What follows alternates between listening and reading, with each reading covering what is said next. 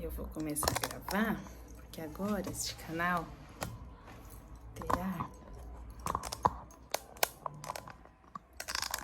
terá, como é que chama mesmo? Bastidores, making off.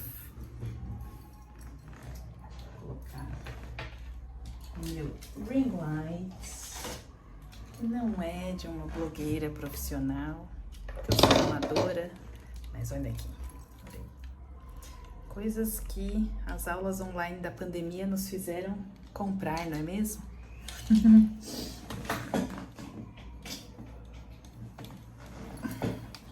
Eu vou pegar meu fone, que deve estar bem baixinho. Ah lá, deu uma melhorada, né? E vamos começar. Hoje o vídeo é de inglês. Hello, hello students! How are you? Hoje vamos falar um pouquinho sobre...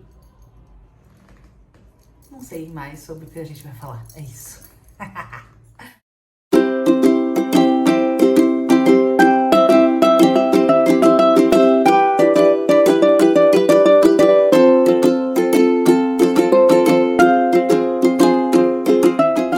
Hello, hello students! How are you? Hoje nós vamos falar um pouquinho de inglês. Hoje nós vamos falar sobre um tempo verbal que fala sobre, que descreve atos que acontecem na nossa rotina, então atos rotineiros, e também sobre fatos, coisas que são verdades sobre nós ou sobre quem nós vamos falar. Nós vamos falar então sobre o simple present. Let's go! Esse vídeo vai ser dividido em duas partes. Hoje nós vamos falar sobre as 4 pessoas que têm a mesma conjugação no simple present. As pessoas são I, we, you and they. Então vamos só relembrar, já que eu não fiz um vídeo só sobre os pronomes, vamos lembrar quais são esses pronomes. I, eu. You, você e vocês. We, nós. They, eles ou elas. Esses pronomes têm a conjugação no simple present do mesmo jeito. É por isso que eu falo, o inglês é muito mais fácil do que o português. No português, nós conjugaríamos cada pessoa de uma forma. Eu estudo, você estuda, nós estudamos, cada um seria de um jeito. No inglês, esses 4 pronomes é a mesma conjugação. Olha só que fácil.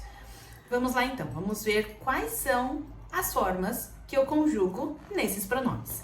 Se eu vou usar, por exemplo, o verb study, que é o verbo estudar, eu vou deixar o study do ladinho do pronome e é isso, conjuguei no presente. Então, se eu quero falar eu estudo, I study. I study every morning. Você estuda? You study every morning.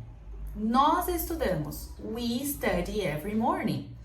Eles ou elas estudam. They study every morning. Então vejam que o verbo study é conjugado para todas essas pessoas simplesmente do jeito que ele é mesmo na base form.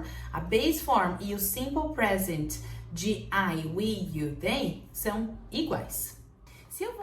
Se por acaso eu quiser dizer que eu não faço tal coisa, determinada coisa, os verbos que não são o to be ou os modal verbs, que nós vamos ver em algum outro momento, eles são verbos fracotes. Eles não são marombas, como o verb to be. Então, eles precisam de uma vitamina, eles precisam de uma ajuda, que a gente chama de auxiliar. Então, o auxiliar para essas pessoas no simple present é o don't. Então, se eu quero falar que eu não estudo, eu vou dizer I don't study. Você não estuda? You don't study. Nós não estudamos? We don't study. Eles ou elas não estudam? They don't study. Ok? E caso eu queira fazer perguntas, mesma coisa. Lembra que esses verbos não são marombas, então eles precisam de ajuda. Como nós vimos lá no verb to be, que quando a gente faz pergunta, a gente põe o verb to be no início da frase, a mesma ideia para os auxiliares. O auxiliar vai vir no começo da frase. Então, olha só, se eu quero te perguntar, você estuda de manhã? Do you study in the morning? Do we have to do the homework? Yes. Do they study in the morning? Então, para usar, fazer perguntas com qualquer um destes pronomes que nós estamos falando nesse vídeo, sempre coloco do na frente e depois o restante da frase normalmente. E como eu sempre digo para os meus alunos, isso tem que ser um mantra na sua vida, nos seus estudos de inglês.